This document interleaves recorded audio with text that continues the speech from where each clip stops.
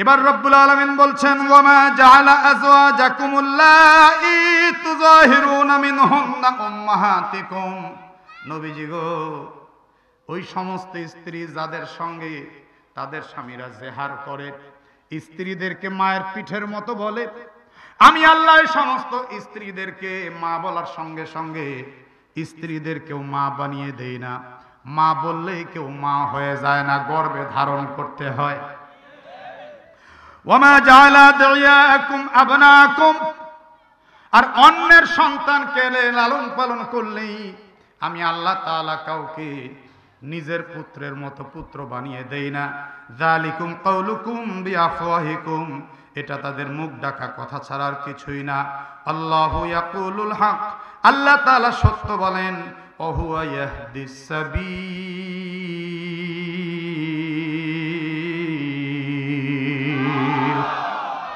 আর আল্লাহ তাআলা পথ নির্দেশ করেন। একটু আওয়াজ করে কি বলা যাবে একমাত্র হেদায়েতের মালিককে? তাফসিরে কুরতুবির মধ্যে এই আয়াতের আরেকটা তাফসির আসছে। আল্লাহ বলছেন, নবীজি গো, মানুষের হৃদয়ে যেমন দুটো হয় না, স্ত্রী যেমন বউ হয় না, অন্যের সন্তানও নিজের হয় না। সুবহানাল্লাহ পড়ে। এখন প্রশ্ন হলো, নবীজি কেন হারেসা নামক লোকের সন্তান যায়েদকে নিজের সন্তান নামে চালিয়ে দিলেন? এটা দুশ্চিন্তার কথা না, এটা তো একটা প্রশ্নের কথা। নবী এই কাম করলেন কেন ভাই? আলমগীর ভাই না? হ্যাঁ ভাই, মাশাআল্লাহ। নবী এই কাম কেন করলেন? বিসমিল্লাহির রহমানির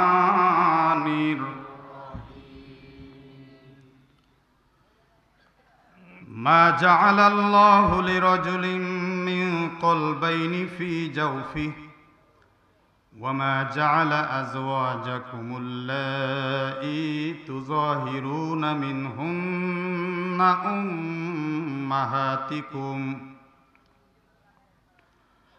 وما جعل أدعياءكم أبناءكم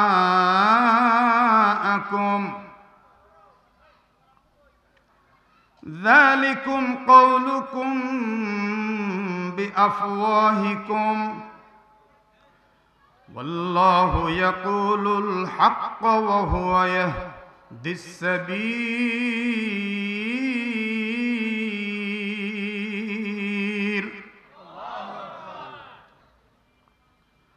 ادعوهم لآبائهم هو أقسط عند الله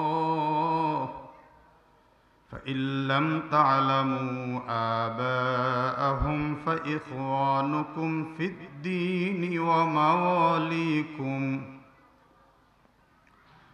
وليس عليكم جناح فيما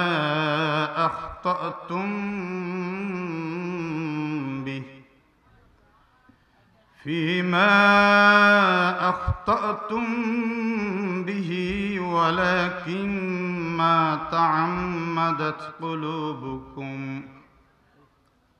وكان الله غفورا رحيما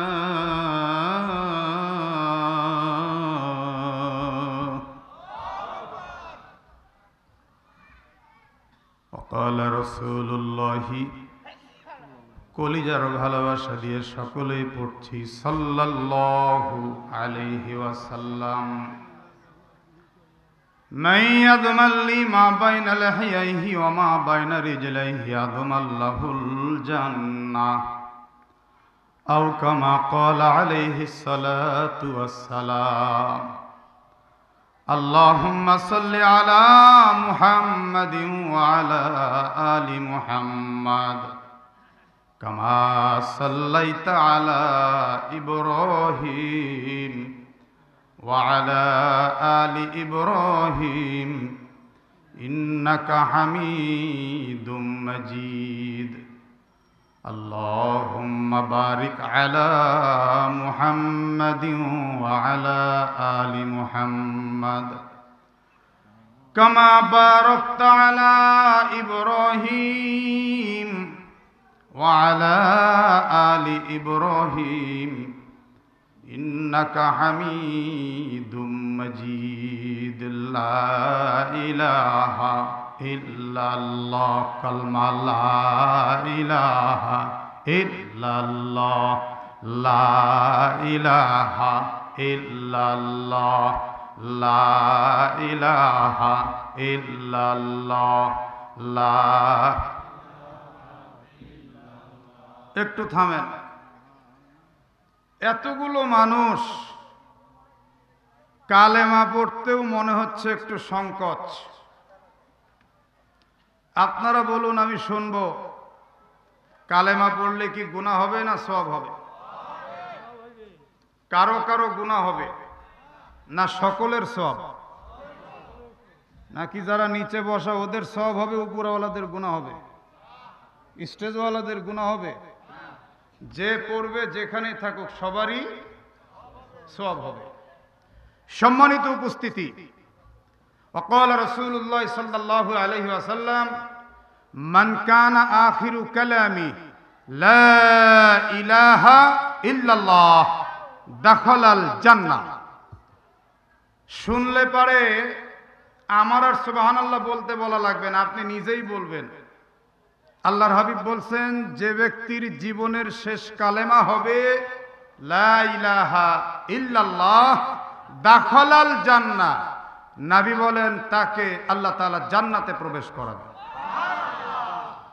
সুতরাং এই কালেমা হাঁটতে চলতে উঠতে বসতে শয়নে স্বপনে, শুধু মাহফিলে না, সব সময় পড়ার দরকার আছে না নাই?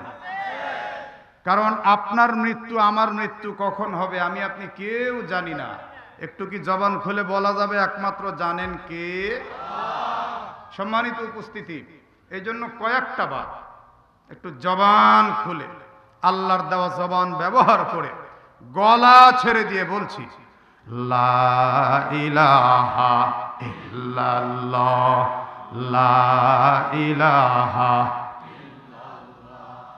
লা ইলাহা ইল্লাল্লাহ লা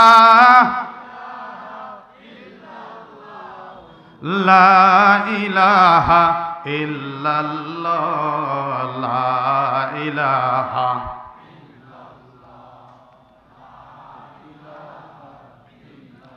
লা ইলাহা ইল্লাল্লাহ মুহাম্মাদুর রাসূলুল্লাহ সাল্লাল্লাহু আলাইহি ওয়াসাল্লাম। আলহামদুলিল্লাহ, আল্লাহু আকবার, বাংলাদেশ জিন্দাবাদ। বিসমিল্লাহির রহমানির রহিম। আহমদ আলী মাদ্রাসা, উত্তর পীরজাবাদ যোগীপাড়া উপশহর 13 নং ওয়ার্ড, রংপুর মহানগর। গতকাল 14ই নভেম্বর আপনাদের প্রথম রজনী গিয়েছে, আজকে 15ই নভেম্বর। সম্মানিত উপস্থিতি, আজকের প্রধান অতিথি রয়েছেন জনাব মোহাম্মদ মুস্তাফিজার রহমান মুস্তফা, সাবেক mayor, Rangpur city corporation Rangpur. সভাপতি রয়েছেন জনাব আলহাজ ডাক্তার মোহাম্মদ আব্দুর রহমান চৌধুরী বকুল, উজ্জ্বল হোমিও হল রংপুর সহ। আমি সবার জন্য দোয়া করছি। উলামা হযরত, হুফাজে কেরাম, কলেজ ইউনিভার্সিটির ছাত্র ভাইয়েরা, প্রাইমারি হাই স্কুলের কচিকাচা সোনামণিরা, মাদ্রাসার তুলাবায়ে এজাম, আমি নিজেও একজন মাদ্রাসার উস্তাজ, সেই হিসাবে ছাত্রদের জন্য রইল প্রাণ ভরা ভালোবাসা। সুধী সমাজ, আপনাদের এই তাফসির মাহফিলে এসে আমার হৃদয়টা ভরে গেছে। বলতে হবে আপনাদের রুচিবোধ আছে। এই বাচ্চা, এই বসো। আমার মাহফিল থেকে লোক চলে যাবে এর কোনো রেকর্ড নেই, আর তুমি উঠছো কেন? হ্যাঁ, এক নাম্বার যদি পায় তাহলে দাঁড়ায় এক আঙ্গুল দেখাবা। কি বলেন, তাই কিনা? এক আঙ্গুল দেখাবা, তাহলে ছুটি আছে, তাছাড়া কোনো ছুটি নাই। আর যদি বড়টা লাগে 2 আঙ্গুল দেখাবা, বুঝবো ওইটা লাগছে। বাংলাদেশের একটি জেলা আছে নেত্রকোনা, নাম শুনছেন না? এই নেত্রকোনা জেলার মদন থানায় আমি যখনই এই 2 আঙ্গুলের কথা বলছি, আমার ওই যুবকের মতো সামনে থেকে এক মুরব্বী বলছে, হুজুর কেউ যদি 3 আঙ্গুল দেখায়। আমি বললাম যে 3 আঙ্গুলের বিষয়টা তো আমার জানা নেই। উনি বললেন, হুজুর কেউ যদি 3 আঙ্গুল দেখায় তাহলে বুঝবেন বিড়ি টানা। বাবারে আমাকে খোঁচা দিও না, আমি রংপুরের জন্য নতুন হলেও আমি বক্তা নতুন না। আমার বক্তব্যের বয়স 26 বছর। আপনাদের এখানে তো 2 দিন তাফসীর চলছে, এটা কততম তাও দেখতে পাচ্ছি না। আমার এমনও ধারাবাহিক তাফসীর আছে, এক এক মঞ্চে আমি 12 বছর 14 বছর 15 বছর তাফসীর করি। সুতরাং একটু ধৈর্য ধরে বসো। একজন বক্তার ভাবধারা বুঝতেও তো আধা ঘন্টা যাবে। কি কথা বলেন না কেন? তো আপনাদের রুচিবোধ আছে বলতে হয়।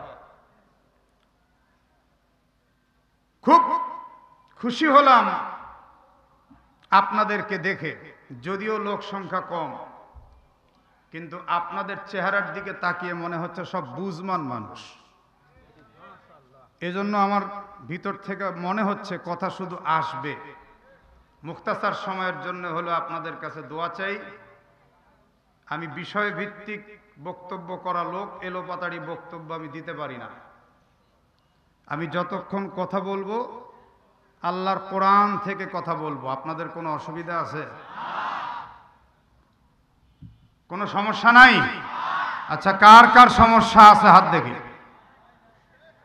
2-1 এরকম করছে, তার মানে হলো উনার মেমোরি এখনো বাইরে, চিন্তা করতেছে আরেকটু দেখি আরেকটু দেখি। এবার দেখা যাক যারা আল্লাহর কোরআনের পক্ষে তারা আল্লাহু আকবার বলে 2টি করে হাত তুলবেন। আমাদেরকে আজকে 2য় রজনীর সমাপনী অধিবেশনে কবুল আর মঞ্জুর করেছেন, সেই রবের জন্য খুশি হয়ে কালিমাতুশ শুকুর আদায় করার লক্ষ্যে সকলেই পড়ছি আলহামদুলিল্লাহ। রব্বানা লাকাল হামদ হামদান কাসীরান তাইয়িবান মুবারাকান ফীহি আশহাদু আল্লা ইলাহা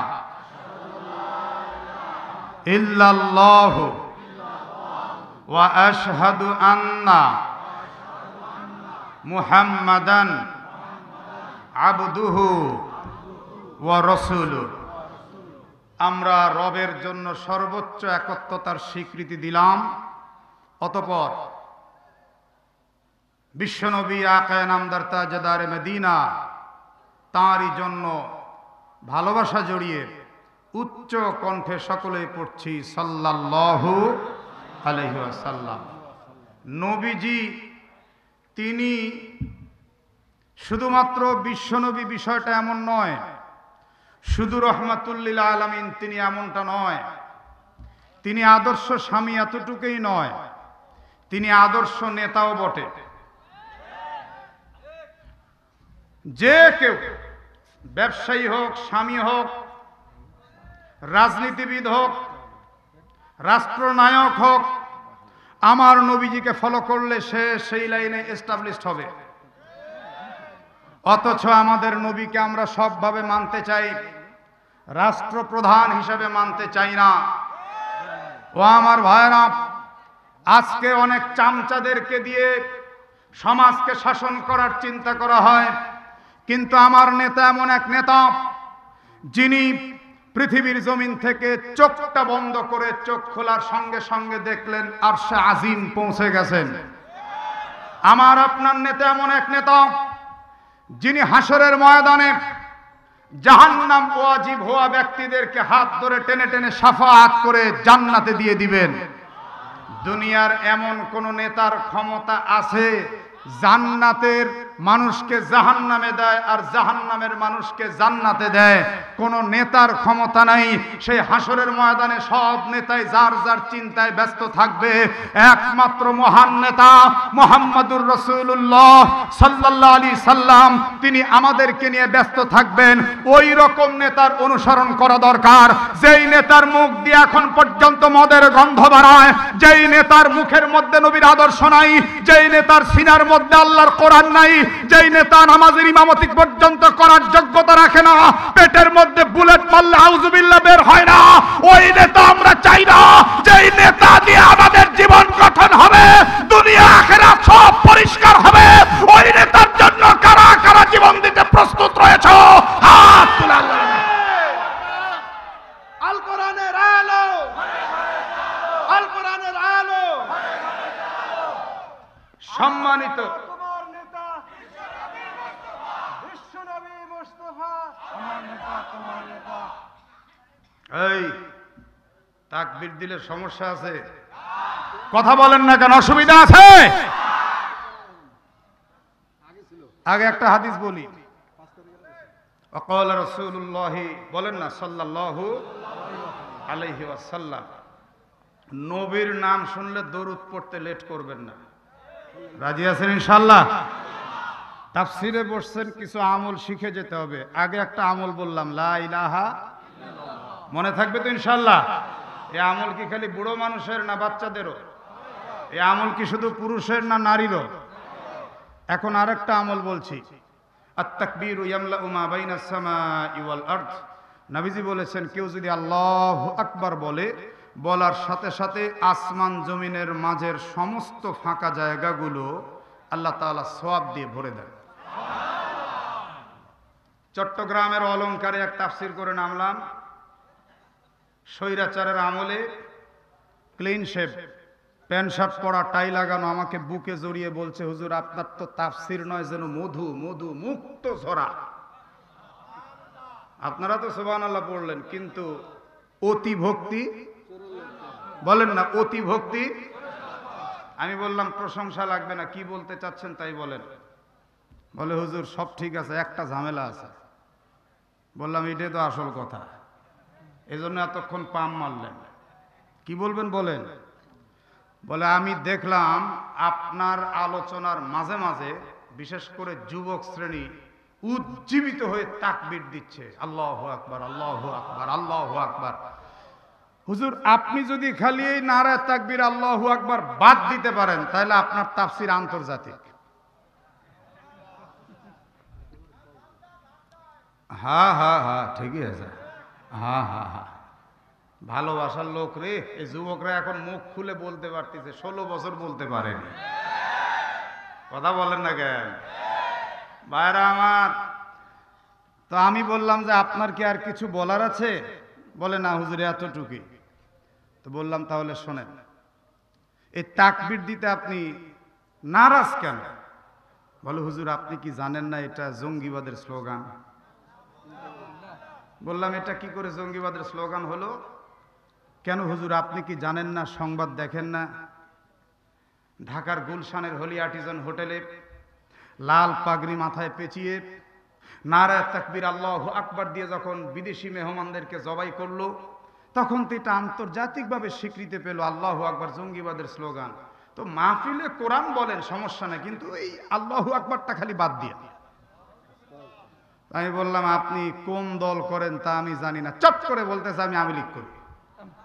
বললাম আপনি তাহলে অরিজিনাল আওয়ামী লীগ না, আপনি হাইব্রিড। চমকে উঠে বলতেছে হুজুর হাইব্রিড মানে? বললাম যে আপনার নেত্রী যোগ্য গোয়েন্দা সংস্থার মাধ্যমে হোলি আর্টিজানের হামলাকে আবিষ্কার করে প্রচার করে দিয়েছে।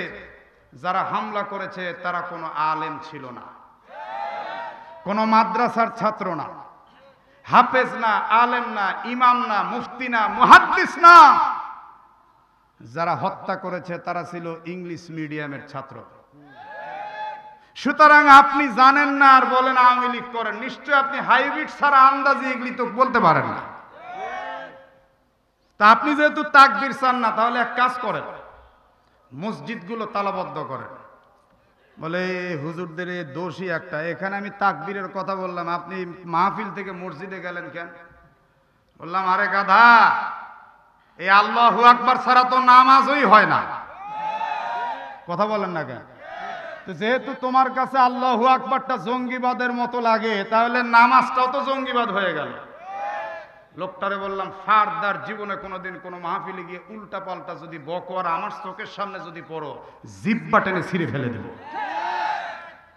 শোনো হে, এ পৃথিবীতে যখন আমরা জন্মগ্রহণ করেছি, আমাদের এক কানে আজান আর এক কানে ইকামত দেওয়া হয়েছে। জবান খুলে আওয়াজ করে কি বলা যাবে? আজানের শুরুতে কি আছে?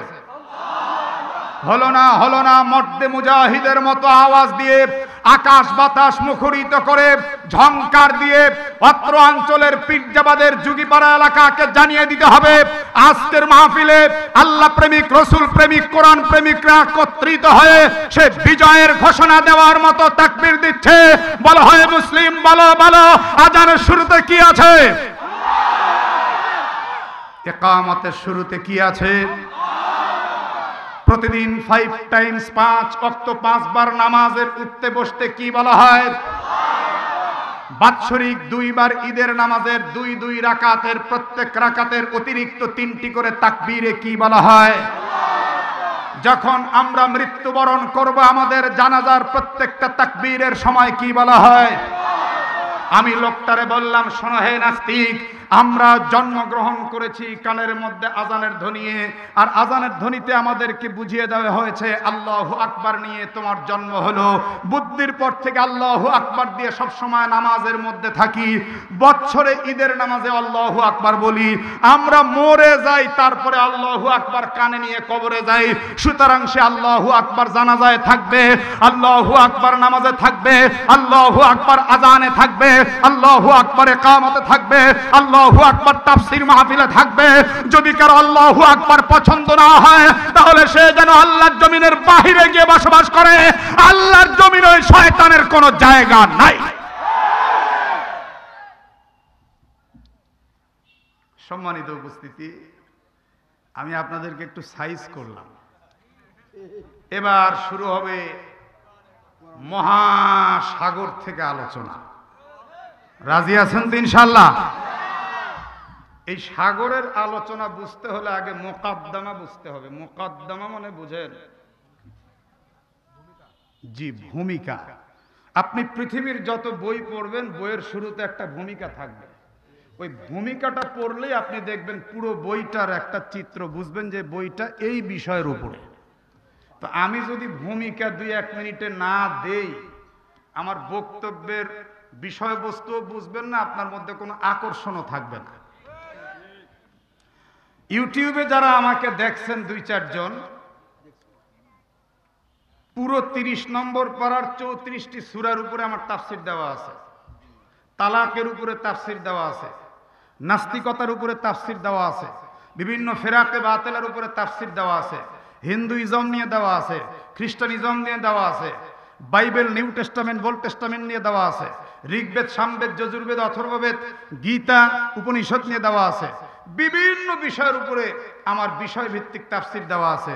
এই পৃথিবীতে ইসলাম বিদ্বেষীরা হাজার হাজার ফিতনা উপস্থাপন করছে। আজকের মাহফিলে আমি আপনাদেরকে হাজার হাজার বলতে পারবো না, তবে ঈমান বিধ্বংসী 1-2টো কথা বলবো, তার সাথে আমি বেশ কিছু আয়াত বলে বলে আপনাদেরকে তর্জমা করে শোনাবো ইনশাআল্লাহ। রাজি আছেন তো? আচ্ছা বলুন তো, আমাদের নবী জীবনে কোনোদিন গুনাহ করেছে? কিন্তু মুসলমানের বাচ্চা হয়ে বলছে আমাদের নবীর চরিত্র ভালো না। লোকটাকে আমি খুব ভালো করে চিনি, মাঝে মাঝে আমাকে সালাম আলকিও দেয়, ভদ্রলোক মনে হয়, যদিও জেনারেল শিক্ষিত, ভালো বলেই জানি। ফজরের নামাজ পড়ে হাঁটাহাঁটি করে এসে চা খেতে বসলাম, লোকটা আসলো, একটা সিগারেট ধরালো তার ডান হাতে, চা নিল বাম হাতে, ডান পা বাম পায়ের উপর তুলে দিয়ে ঝাঁকাচ্ছে, আর একবার সিগারেটে চুমুক, মুখটা বাঁকা করে ধোঁয়া ছাড়ছে, আজকে তার চাহনির মধ্যে একটু বিরূপ প্রতিক্রিয়া পরিলক্ষিত হচ্ছে। এমন কিছু বেয়াদব আলেম দেখে না, হুজুর দেখে না, মুজুর দেখে না, সিগারেটের ধোঁয়া ছাড়ে, হুজুরদের সামনেও পা নাচায়, মুরব্বীদের সামনেও নাচায়। এরকম কিছু বেয়াদব আপনাদের রংপুরে মনে হয় নাই? তাহলে তো ঠিক জাত মতোই শুরু হলো কথা। সিগারেট টানতে টানতে বলছে, হুজুর আমি তো আপনাকে অনেক দেখছি, আপনি অনেক ভালো ভালো তাফসীর করেন, তা আমি বেশ 6 মাস হলো এ কোরআন স্টাডি করা শুরু করেছি। বললাম বেশ ভালো। তো হুজুর আমি কোরআন স্টাডি করে যা দেখলাম, কোরআনের মধ্যে কিছু ভেজাল আছে। যাদের হৃদয়ে কোরআনের ভালোবাসা আছে তারা নাউজুবিল্লাহ পড়ে। আওয়াজ করে বলে দেন, কোরআনে কোনো ভেজাল আছে? লা রাইবা ফিহি, লা শাক্কা ফিহি, মানে ভুল তো দূরের কথা, সন্দেহ দূরের কথা, সন্দেহের অবকাশও নাই। আল্লাহু আকবার। যদি কেউ এখানে তর্জমা করে সন্দেহ নাই কোরআনে, তাহলে তার তর্জমা ভুল। সন্দেহ দূরের কথা, সন্দেহের অবকাশটাও নাই। তো আমি লোকটাকে বললাম, ভাইজান আপনি কোরআন পুরোটা পড়ছেন? বলে হ্যাঁ। বললাম কিভাবে পড়ছেন? বলে বাংলা দিয়ে পড়ছি। বললাম মিয়া সাহেব, আমি যদি আপনাকে এখন বঙ্গানুবাদ পড়ে আমাকে বুঝিয়ে দিতে বলি, আপনি কি পারবেন? বলে হ্যাঁ, এটা তো পানির মতো সহজ। আমি মোবাইলের সফটওয়্যার থেকে কোরআনের একটি আয়াত বের করে দিলাম, বঙ্গানুবাদ করে আমাকে বুঝান। ইয়া আইয়ুহাল্লাযীনা আমানু লিমা তাকুলুনা রাইনা ওয়াকুলুন জুরনা ওয়াসমাউ ওয়ালিল কাফিরিনা আযাবুন আলীম। তরজমার মধ্যে রাইনার তরজমা রাইনাই লেখা আছে। তো বললাম রাইনা কি, আমাকে বুঝান। ভাই কি রাগ করছে? ও তাই তো না, তাছাড়া আবার জনগণ বুঝবে যে খারাপ লাগা শুরু হয়েছে, উনি চলে গেল। থাকলে এজাজত নিতে হবে। এখন আমি শিক্ষক, আপনি ছাত্র, এই কথা কন না কেন? কি আজীব ব্যাপার, এটা ক্লাস হচ্ছে। আপনি যদি মনে করেন আমার ইচ্ছা হলো বসলাম, ইচ্ছা হলো চলে গেলাম, তাহলে যতটুকু শুনছেন অতটুকু ফেরত দিয়ে যাবে। আন্দাজি দেখা যাক ওই ভাই পেশাবের ছুটি নিয়ে গেল, ফিরে আসে কিনা। আমি সব খেয়াল রাখতেছি। পুরা মাহফিল আমার হাতের মুঠোয়। তুমিও ওটা ডায়াবেটিস আছে নাকি রে? শোনেন, উঠাউঠি করবেন না, আমাকে আলোচনায় প্রবেশ করতে দেন, চুপচাপ থাকেন। আধা ঘন্টা 1 ঘন্টা পেশাব না করে বাড়িতেও থাকেন না নাকি? তাহলে এখানে উঠবেন কেন? চুপচাপ বসে থাকেন। লোকজন শুধু আস্তে আস্তে এসে এসে ভরে যাচ্ছে। আল্লাহ যেন পুরা মাহফিলটাকে ভরে দেন, আমিন বলেন। খুব খেয়াল করে শোনেন। তো লোকটা বলল, হুজুর রাইনা কি? বললাম পণ্ডিত সাহেব আপনি নাকি বাংলা দিয়ে সব বুঝছেন, তো রাইনা কি আমাকে বলেন কেন? আপনি বলেন কি? বলে আমি তো বুঝি না। বললাম শুনুন, কোরআনুল কারীমের সূরা আলে ইমরানের প্রারম্ভিক দিকের আয়াতগুলো কি আপনি পড়েছেন? বলে জি হুজুর পড়েছি। তো বললাম যে সূরা আলে ইমরানের 1 নম্বর পৃষ্ঠায় আল্লাহ যা বলেছেন আপনি কি তা বুঝেছেন? লোকটা বলে জি হুজুর বুঝেছি। তো বললাম কি বুঝেছেন বলেন। তো কিছুক্ষণ তাকিয়ে বলল, হুজুর কিছু বুঝিনি। তো বললাম মহাপণ্ডিত, এইখানে আল্লাহ তাআলা বলেছেন হুয়াল্লাযী আনজালা আলাইকাল কিতাবা মিনহু আয়াতুম মুহকামাতুন হুন্না উম্মুল কিতাবি ওয়া উখরু মুতাশাবিহাত।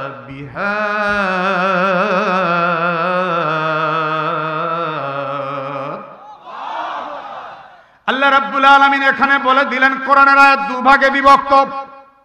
এক ভাগ মুহকামাত আর এক ভাগ মুতাশাবিহাত। কোরআনের এক ভাগ আয়াত সুস্পষ্ট, আর এক ভাগ আয়াত অস্পষ্ট।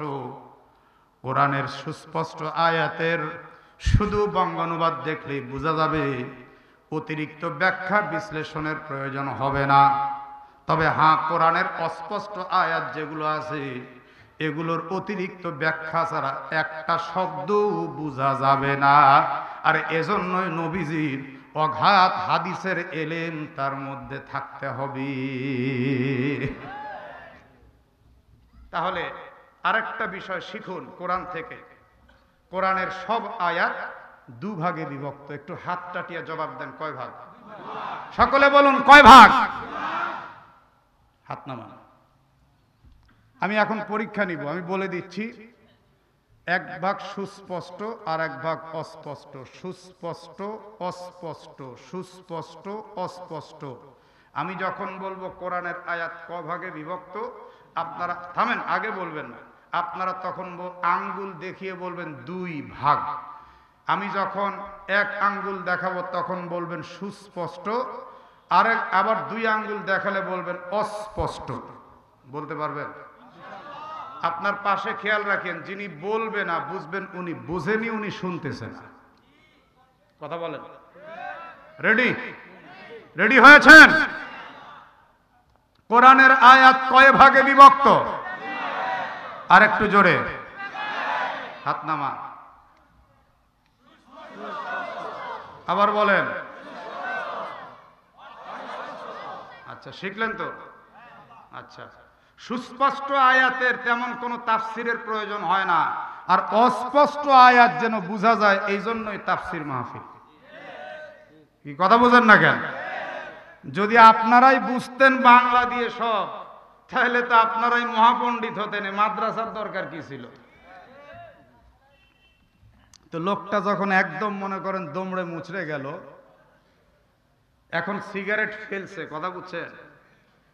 সিগারেট ফেলে বলে, হুজুর আপনি যত যাই বলেন, আমি কিন্তু কোরআনের এক জায়গায় যা দেখলাম, আমাদের নবীজি তিনি ভালো মানুষ, কিন্তু উনি উনার পালক পুত্র হযরতে যায়েদ বিন হারেসা, অর্থাৎ হারেসার বেটা যায়েদ, তাকে লালন পালন করেছে।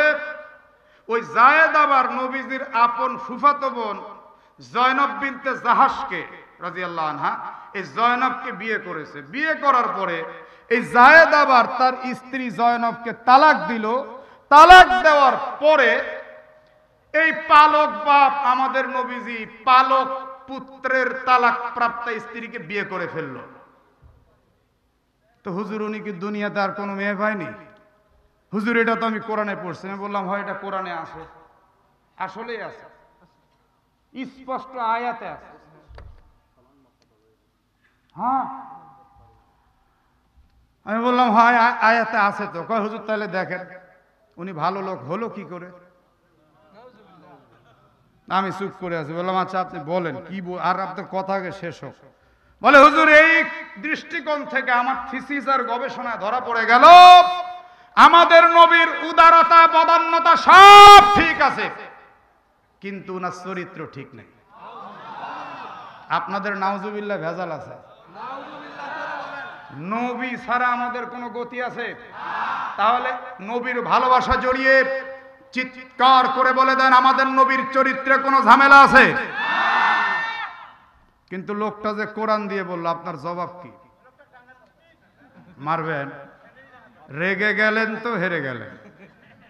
আমাদের হেড গরম, এজন্য তো আমরা পারি না।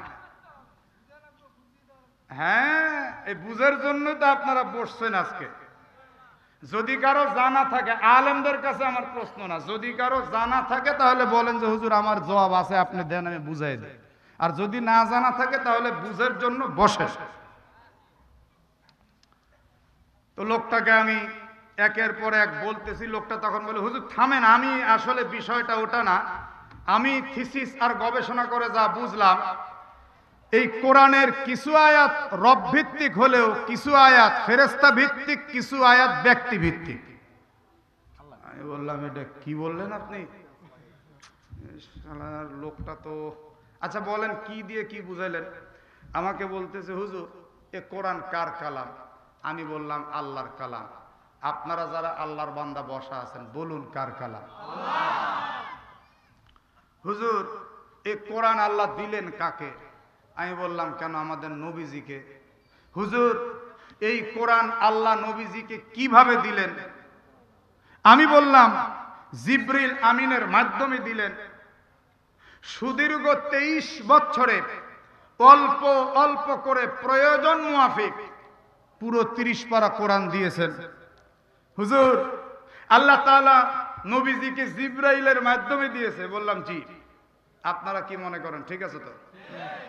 এইটাই তো সহি কথা। আল্লাহ থেকে নবী পর্যন্ত কোরআন যিনি বহন করে নিয়ে আসছেন তিনি হলেন জিবরাইল ফেরেশতা। এটা তো আমরা জানি। বলে হুজুর আল্লাহ তাআলা কোরআন নবীজিকে সরাসরি দিতে সক্ষম নাকি অক্ষম? আমি যদি বলি অক্ষম, আমার কোনো ঈমান থাকে কি? আওয়াজ করে বলেন আল্লাহর কোনো অক্ষমতা আছে? আমি বললাম সক্ষম সক্ষম সক্ষম, অসংখ্যবার সক্ষম। মুস্কি হাসতে হাসতে বলতেছে হুজুর আল্লাহ যদি সক্ষমই হবেন তো মাঝখানে জিবরাইলকে সেট করলেন কেন? এতে করে বোঝা যায় আল্লাহর কিছু অক্ষমতা আর দুর্বলতাও আছে। এর কোনো জবাব জানা আছে আপনাদের? তো না যে নাও তো কর না, মানে চিন্তা করতেছে আমি এত বড় জ্ঞানী, দাড়ি পেকে গেছে, আমি অমুক জায়গার মাস্টার, আমি অমুক জায়গার হুজুর, আমি বিসিএস ক্যাডার, আমি হচ্ছি কোটিপতি, আমি না বলি কেমনে? মানুষের কি সব জানা থাকে? আমি যে এখানে আসছি আমার কি সব জানা আছে? আমি যেটা জানি হয়তো আপনি ওটা জানেন না। আবার এখানে এমনও মানুষ আছে হয়তো উনি যেটা জানে আমি সেটা জানি না, হতে পারে কিনা বল? তো যেটা জানি না সেটা না বলতে অসুবিধা কি? এটা একটা আমাদের রোগ। দ্বিতীয় যে কথাটা বললাম আল্লাহ এবং নবীর মাঝখানে আল্লাহ জিবরাইলকে সেট করলেন কেন, এটার উত্তর আপনাদের জানা আছে? আচ্ছা তাহলে শোনেন, এই আল্লাহ নবীর মাঝে জিবরাইল এই কথাটা থাকলো। প্রথম কথায় যাচ্ছি, নাস্তিক আমাকে যা বলল কোরআন দিয়ে নবী আলাইহিস সালামের চরিত্র ভালো না, উনি নিজের পালক পুত্রের তালাক প্রাপ্ত স্ত্রীকে বিয়ে করেছেন। ঠিক আছে, দেখা যাক কি হয়। আরব দেশের মধ্যে হাজারো কুসংস্কার, একটি আয়াতে 3টি কুসংস্কারের কথা উল্লেখ, আর এক হৃদয় দিয়ে আমি মূর্তির মূল্যায়ন করি। নাউজুবিল্লাহ বলবেন না? আমাদের দেশে তো এখন এটাই হচ্ছে। অনেক নেতারা একটা ভোটের জন্য পূজা মণ্ডপে গিয়ে এই যে এরকমও করতেছে। কথা বলে না রে, কথা বলে না। লাকাদ কানা লাকুম ফি রাসূলিল্লাহি উসওয়াতুন। এদেশে হিন্দু, বৌদ্ধ, ইহুদি, খ্রিস্টান, আস্তিক, নাস্তিক, মুসি, ডোম, সারাইল সবাই থাকবে, কিন্তু কেউ কারো আদর্শ থেকে বিচ্যুতি হবে না। একটা হিন্দু, তার সাথে আমার সামাজিক বন্ধন থাকতেই পারে, কি কথা বলে? কিন্তু আমি তার মতো মূর্তির সামনে একটু তালে তাল মিলালাম, এইটা আবার কেমন মুসলিম গো? জামিল বলে আমি এক হৃদয় দিয়ে কালেমার মূল্যায়ন করি, আর এক হৃদয় দিয়ে মূর্তির মূল্যায়ন করি, দুই হৃদয় দিয়ে দুই প্রান্ত বুঝি। কিন্তু মুসলমানের নবী, তার হৃদয় একটা, সে তো ঠিকঠাক বুঝেই না, সে আবার নবী কেমন করে হলো? এটা ধীরে ধীরে আরবের মধ্যে একটু সুন্দর করে সয়লাভ হয়ে গেল। কেউ কেউ তার বিতর্কের শিকার হয়ে তাকে নিয়ে আবার হই হই করতে লাগলো। এই লোকটা জামিল একটা বীর বাহাদুর, অবশ্যই এর মধ্যে কিছু একটা আছে। যেমন বাংলাদেশে ল্যাংটা বাবাকে দেখেও মানুষে পাগলের মতো বলে, এর মধ্যে কিছু আছে। ওই সময়ও এরকম জামিলের কিছু পাগল ছিল, যেমন বাংলাদেশে কিছু পাগল আছে না নাই? এই এক ভেজাল। আরেক ভেজাল হলো মক্কা নগরীতে স্বামী স্ত্রী যদি একটু রাগারাগি করত, স্বামী বেচারা কখনো রাগ করে তার স্ত্রীকে বলে ফেলতো আন্তি আলাইয়া কাজাহরি উম্মি, বিবিকে স্বামী বলতো তুমি আমার মায়ের পিঠের মতো। বলার পরে স্বামীর যখন রাগ নেমে যেত, স্বামী তখন চিন্তা করতো যেহেতু বিবিকে আমি মা বলছি, তাহলে বউ আর বউ নাই, বউ এখন মা হয়ে গেছে। বুঝছেন না? বুঝেন নাই? আচ্ছা, এই একটা। 3 নাম্বার আরেকটা ঝামেলা ছিল, অন্যের সন্তানকে কেউ লালন পালন করলে তাকে নিজের সন্তানের মতো অধিকার দিতে হতো এবং তাকে সম্পদের অংশ দিতে হতো, এবং সে বিয়ে করলে ওই স্ত্রীকে তালাক দিলে তালাক প্রাপ্তা স্ত্রীকে পালক বাবার জন্য বিয়ে করা তারা হারাম মনে করত। তাহলে কয়টা সমস্যা হলো? এই 3টা সমস্যার সমাধানের জন্য আমার রব সূরাতুল আহজাবের 4 নম্বর আয়াত নাজিল করে দিলেন। এবার আয়াত টানা শুরু হলো, একটু চিৎকার করে বলুন আল্লাহু আকবার। আল্লাহ রাব্বুল আলামিন বলছেন, মা জাআলাল্লাহু লিরাজুলিন মিন কলবাইনি ফি জাওফি। ওই ভাই কই যান? ও মনে করছে আমি কোরআনের দিক তাকাইছি, দেখবো না। চিন্তা করছে উনি তো আসলো না, ওই যে এখান থেকে যিনি গেল। হ্যাঁ, চা খাচ্ছে? খুব সাবধান, খেয়াল করেন, কেবল আয়াত টানা শুরু হইল। আল্লাহ রাব্বুল আলামিন বলেন, নবীজি গো শুনিয়ে দেন, কোন ব্যক্তির জন্য তার অভ্যন্তরে কলবাইন, আমি 2টি হৃদয় সৃষ্টি করিনি। জামিল ভণ্ড যা বলছে এই ভণ্ডের কথা সব মিথ্যা। ওর মধ্যেও হৃদয় একটা, সবার মধ্যেই হৃদয় একটা, আর এই হৃদয় কখনোই 2টা হয় না। আল্লাহ আয়াত দিয়ে জামিলের ভণ্ডামিকে প্রকাশ করে দিলেন। আপনারা একটু চিৎকার করে বলুন তো, কখনোই মানুষের হৃদয় 2টা হতে পারে? তাহলে জোরে সোরে বলেন, হৃদয় কয়টা? এবার রব্বুল আলামিন বলছেন, ওয়ামা জাআলা আজওয়াজাকুমুল্লাহি তুযাহিরুনা মিনহুন্না উম্মাহাতিকুম। নবীজি গো, ওই সমস্ত স্ত্রী যাদের সঙ্গে তাদের স্বামীরা জেহার করে, স্ত্রীদেরকে মায়ের পিঠের মতো বলে, আমি আল্লাহ এই সমস্ত স্ত্রীদেরকে মা বলার সঙ্গে সঙ্গে স্ত্রীদেরকেও মা বানিয়ে দেই না। মা বললেই কেউ মা হয়ে যায় না, গর্ভে ধারণ করতে হয়। ওয়ামা জাআলা আদিয়াকুম আবনাকুম, আর অন্যের সন্তানকে লালন পালন করলেই আমি আল্লাহ তাআলা কাউকে নিজের পুত্রের মতো পুত্র বানিয়ে দেই না। যালিকুম কাউলুকুম বিআফওয়াহিকুম, এটা তাদের মুখ ডাকা কথা ছাড়া আর কিছুই না। আল্লাহু ইয়াকুলুল হক, আল্লাহ তাআলা সত্য বলেন, ওয়া হুয়া ইয়াহদিস সাবিল,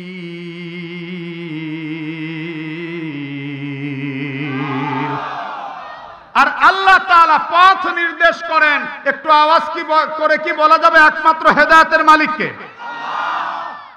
তাফসীরে কুরতুবীর মধ্যে এই আয়াতের আরেকটা তাফসীর আসছে। আল্লাহ বলছেন, নবীজি গো, মানুষের হৃদয়ে যেমন 2টো হয় না, স্ত্রী যেমন বউ হয় না, অন্যের সন্তানও নিজের হয় না। সুবহানাল্লাহ পড়ো। এখন প্রশ্ন হলো, নবীজি কেন হারেসা নামক লোকের সন্তান যায়েদকে নিজের সন্তান নামে চালিয়ে দিলেন? এটা দুশ্চিন্তার কথা না, এটা তো একটা প্রশ্নের কথা। নবী এই কাম করলেন কেন ভাই? আলমগীর ভাই না? হ্যাঁ ভাই, মাশাআল্লাহ। নবী এই কাম কেন করলেন? নবী তো করেননি, বরং আমার রবের ইশারায় সব হচ্ছে। মক্কা নগরীর কুসংস্কার আমার নবীকে দিয়ে দূর হবে। বুইস্তু মুআল্লিমান, নবীজি নিজে বলেছেন, আমাকে শিক্ষক রূপে প্রেরণ করা হয়েছে। শিক্ষক উনি হাতে কলমে আমাদেরকে দেখিয়ে দেখিয়ে সব আমল শিক্ষা দিয়েছেন। আমার ভাইরা, হযরতে যায়েদের বয়স যখন মাত্র 8 বছর, বাবার নাম হারিসা, বিশ্ববরেণ্য একজন কবি, নাম ধাম, আর টাকা পয়সার কোনো অভাব নেই। মায়ের নাম সওদা। মা সওদা বলে, স্বামী গো, আপনি তো কবি মানুষ, বড় ব্যস্ত, আমি আমার কলিজার টুকরা যায়েদকে নিয়ে একটু নানার বাড়ি যাচ্ছি। একটা কাফেলা রওনা দিয়েছে, মরু প্রান্তর দিয়ে একা একা যেতে বড় ভয় হয়। কাফেলার সঙ্গে যাব, মেহেরবানি করে আপনি একটু এজাজত দেন। ঠিক আছে, যাও, তাড়াতাড়ি চলে আসবে। চটিয়াল ময়দান দিয়ে মরু প্রান্তর দিয়ে যখন কাফেলা চলছিল, চলতে চলতে চলতে চলতে হঠাৎ করে বনু কায়েন নামক একটি সন্ত্রাসী গ্রুপ এই কাফেলার উপরে আক্রমণ করে মাল সামান সব লুটতারাজ করে নিয়ে নিল। লুটতারাজ করে নেওয়ার পর এক পর্যায়ে কাফেলার সর্দার, ডাকাত সর্দারের নজর পড়লো ফুটফুটে ছোট্ট বাচ্চা হজরতে জায়েদের উপর। হজরতে জায়েদ এত সুন্দর একদম লোভনীয় চেহারার একজন বালক। ডাকাত দলের সর্দার বলে একে নিয়ে নে, মোটা অঙ্কের দামে বিক্রি করা যাবে। ছিনতাই করে নিয়ে নেওয়া হলো। জায়েদের মা যতই চিৎকার করলো কিন্তু কোনো কথাই কাজ হলো না। তায়েফ নগরীর পাশে উকাজের মেলা চলছিল। উকাজের মেলার মধ্যে এই জায়েদকে ডাকে তোলা হলো। 100 দিরহাম, 200 দিরহাম, 300 দিরহাম, 300-এর উপরে কেউ আর উঠে না। আমাদের আম্মাজান হযরতে খাদিজাতুল কুবরা রাদিয়াল্লাহু আনহার আপন ভাতিজা হযরতে হাকিম ইবনে হিজাম রাদিয়াল্লাহু আনহু, হযরতে হাকিম ইবনে হিজাম উনি আবার চিন্তা করলেন, আমার ফুফি আম্মার তো দুটি স্বামী আগে গত হয়ে গেছে, উনি একা একা দুশ্চিন্তার মধ্যে থাকেন। এই ছোট্ট বালককে যদি খাদেম হিসেবে নিয়ে যায় আমার ফুফি আম্মা চরম খুশি হবেন। যত দাম লাগুক এই বালকটাকে আমি কিনবই কিনবো। এবার বলে 300-এর উপরে কেউ কেউ উঠছে, 300-এর উপরে 2-4 জন উঠছে, কিন্তু একদম সর্বোচ্চ দাম আর কেউ বলে না। হাকিম ইবনে হিজাম বলে, শোনো শোনো, এই মুহূর্তে আমি তোমাদেরকে 400 দিরহাম দেব, দেখি নেওয়ার মতো আর কেউ আছে কিনা।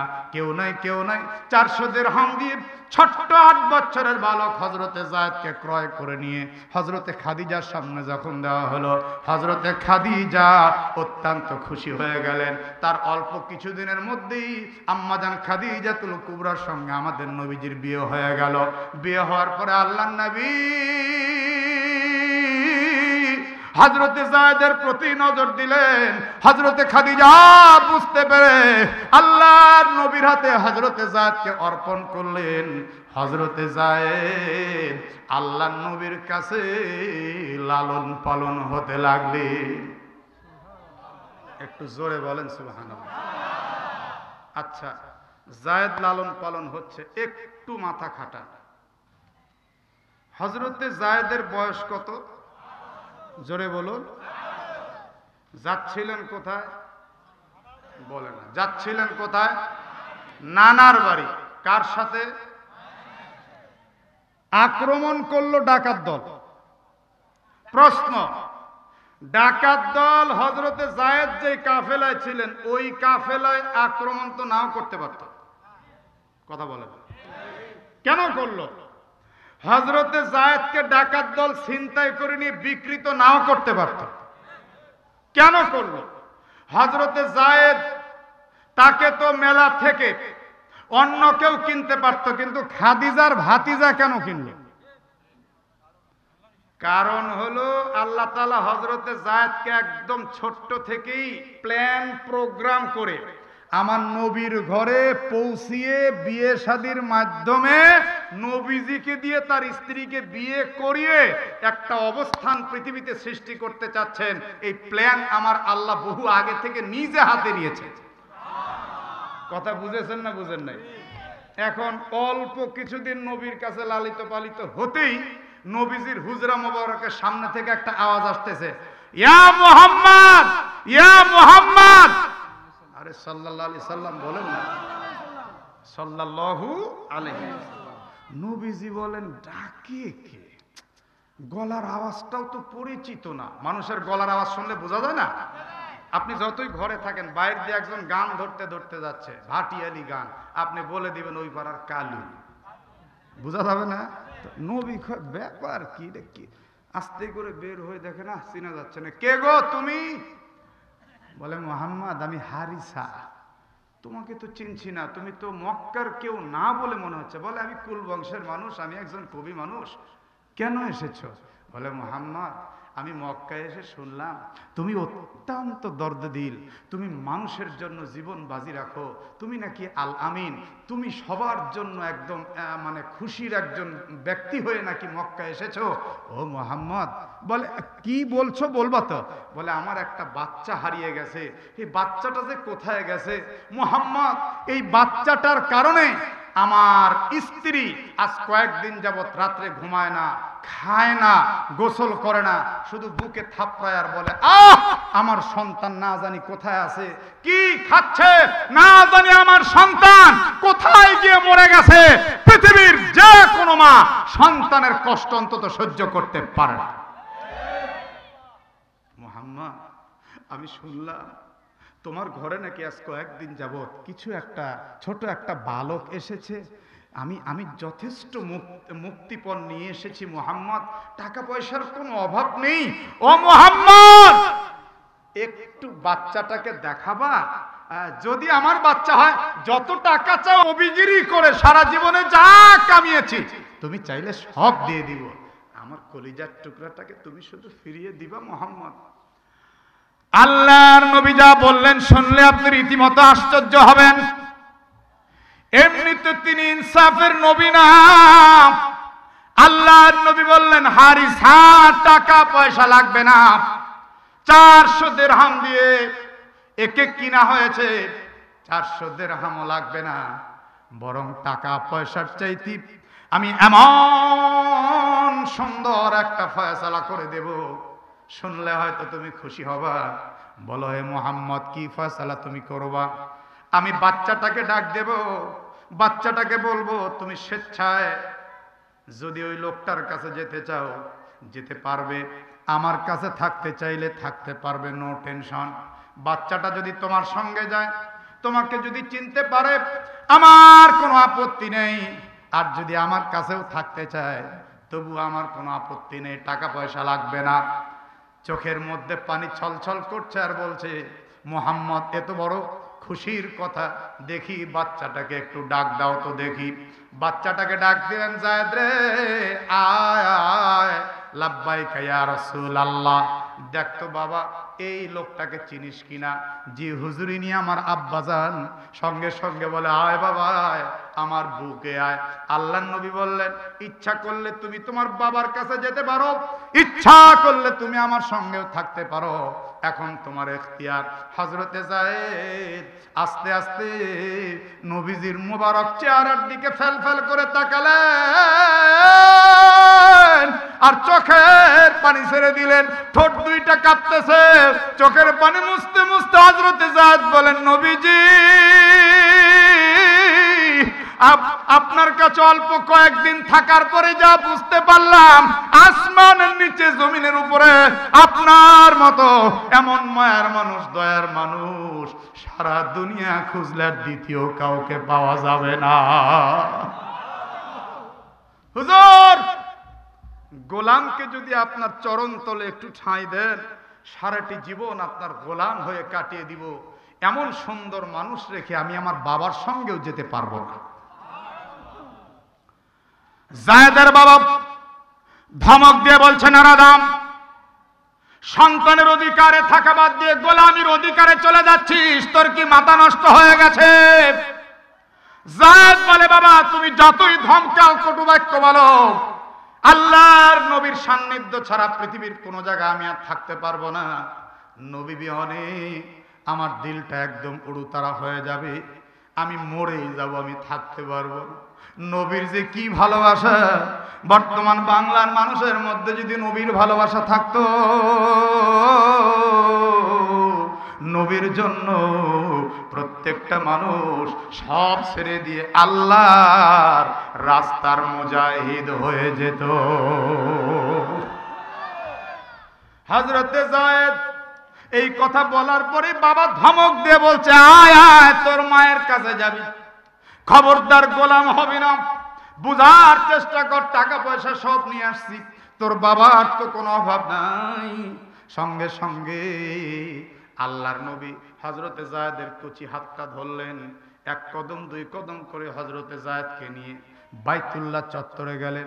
হযরে আসওয়াদকে স্পর্শ করলেন, উপস্থিত জনতাকে লক্ষ্য করে বললেন, শোনো শোনো, আজ থেকে আমি যায়েদের 400 দিরহামের দাবি ছেড়ে দিলাম, যায়েদকে আমি গোলামের জীবন থেকে একদম মুক্ত করে দিলাম। এবং তোমরা শোনো হে মক্কার মানুষ, আজ থেকে এই যায়েদকে আমি সন্তানের অধিকার দিয়ে দিলাম। সেদিন থেকে মক্কার মানুষ বলতে থাকলো যায়েদ ইবনে মুহাম্মদ, মুহাম্মাদের বেটা যায়েদ। এখন আপনারা তো সুবহানাল্লাহ পড়লেন, কিন্তু আল্লাহর কাছে এটা পছন্দ হলো না। এবার কি সুবহানাল্লাহ পড়বেন না নাউজুবিল্লাহ? এবার আর কিছু বলতেছে না, চিন্তা করতেছে কে নবী বলল যায়েদকে আমি সন্তানের অধিকার দিলাম, আর আল্লাহর বলে পছন্দ হলো না, তাহলে বলবোটা কি? চিন্তায় পড়ছেন না? চিন্তার কোনো কারণ নাই। এবার আবার আয়াত টানা শুরু করতেছি। এর নাম হলো তাফসীরুল কোরআন। বুঝতে পেরেছেন? বিরক্ত হচ্ছেন? অসুবিধা আছে? কার কার বিরক্ত লাগে দেখে হাত তোলেন। এত সুন্দর করে বলতেছি, কার কার বিরক্ত লাগে দেখি হাত তোলেন। তার আচ্ছা, যারা তুলছে মহাব্বতে তুলছে আলহামদুলিল্লাহ বলেন। আচ্ছা শোনেন, আল্লাহ তাআলা কিছুদিন পরে আয়াত নাজিল করলেন সূরাতুল আহজাবের 5 নম্বর আয়াত। সুবহানাল্লাহ বলেন। উদউহুম লিআবাইহিম হুয়া আকসাতু ইনদাল্লাহ ফাইন লাম তা'লামু আবাআহুম ফাইখওয়ানুকুম ফিদ-দীনি ওয়া মাওয়ালিকুম ওয়ালাইসা আলাইকুম জুনাহুন ফীমা আখতাতুম বিহি ওয়ালাকিন মা তা'আম্মাদাত কুলুবুকুম ওয়া কানাল্লাহু গফুরুর রহিম।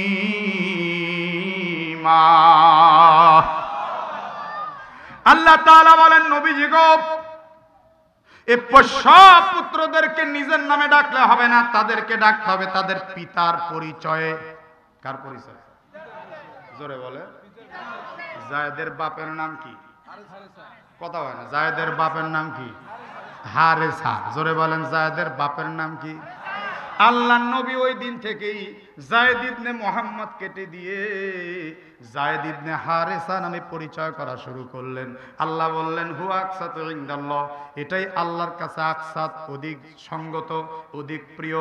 ফাইন লাম তা'লামু আবাআহুম, যদি তাদের বাবার পরিচয় না জানা থাকে, ফাইখওয়ানুকুম ফিদ-দীন, তাহলে তারা হবে দ্বীনি ভাই, ওয়া মাওয়ালিকুম, অথবা তারা হবে বন্ধু, কিন্তু এদেরকে নিজের সন্তানের নামে চালিয়ে দেওয়া যাবে না। ওয়ালাইসা আলাইকুম জুনাহুন ফীমা আখতাতুম বিহি, আল্লাহ বলেন যদি তোমাদের ত্রুটি হয়ে যায় অনিচ্ছায়, তাহলে কোনো দোষ নাই। ওয়ালাকিন মা তা'আম্মাদাত কুলুবুকুম, আর যদি তোমাদের অন্তরের ইচ্ছায় যদি তোমরা ইচ্ছাকৃত কোনো দোষ করো, তাহলে অপরাধ আছে। আল্লাহ বলেন, ওয়া কানাল্লাহু গফুরুর রহিম।